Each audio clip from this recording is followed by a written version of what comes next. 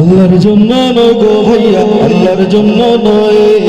আমগো পাড়ার ওয়াজ মাহফিলে অনেক সুনাম হয়। আসিন না নীলা তো মাহফিল করে দিকে দেখুন জানো স্বীকার করবো দিতে আল্লাহ লাগি না, বেটাগিরি করা লাগে।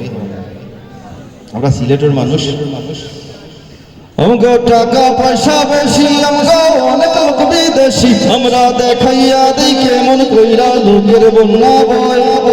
আল্লাহর জন্য নয় গো ভাইয়া, আল্লাহর জন্য নয়।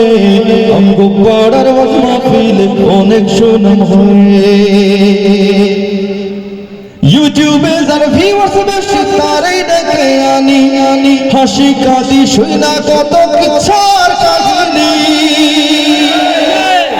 ওয়াজের নামে দেখি রে কত অভিনয়।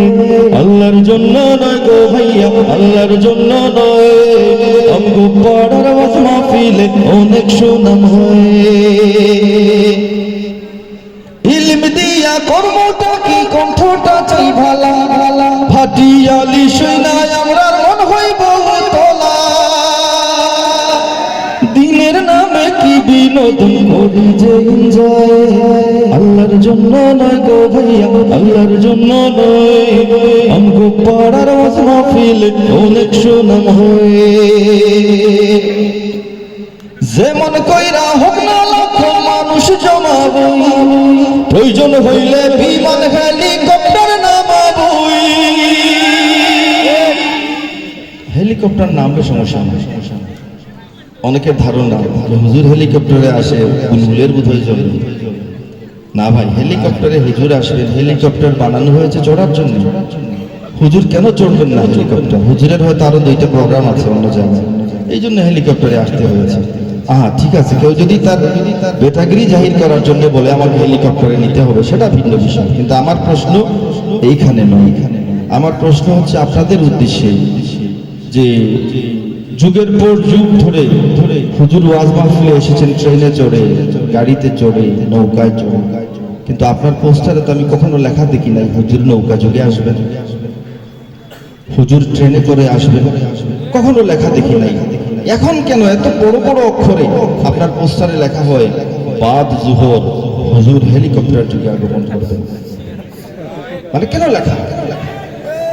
হুজুর কি চড়ে আসবেন, এর সাথে আমি শ্রোতার কি সম্পর্ক? মুসল্লি আনে কেরামের কি সম্পর্ক? হুজুরকে আপনারা কিভাবে নিয়ে আসবেন? কারণ আমি তো দুশ্চিন্তার মধ্যে আছি।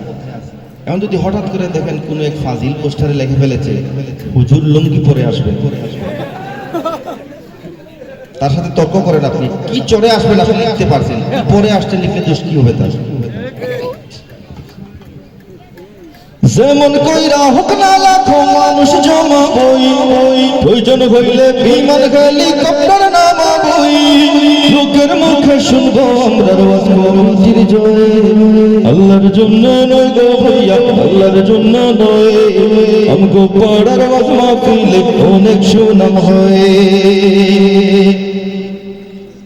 ঘুষখোর হইলেন সভাপতি, সুদখোর সেক্রেটারি, ঘোড়া রাঙ্গা বুঝেন কিন্তু করেন মাতব্বরি।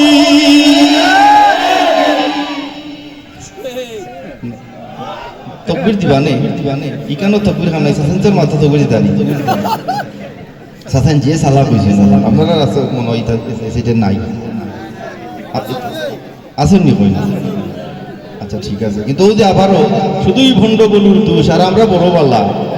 ঘুষখোর হইলেন সভাপতি, সুদখোর সেক্রেটারি, তারা কিন্তু একলা একলা সভাপতি গেছেন না, সেক্রেটারি তাই একলাই গেছেন না, আপনি বানাইছেন তো হয়েছে।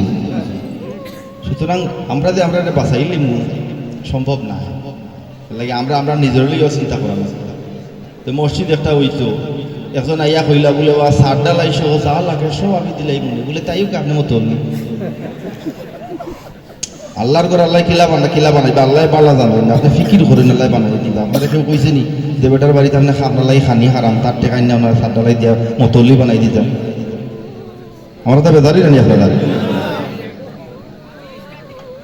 ঘুষখোর হইলেন সভাপতি, সুদখোর সেক্রেটারি, ঘোড়া রাঙ্গা বুঝেন কিন্তু করেন মাতব্বরি।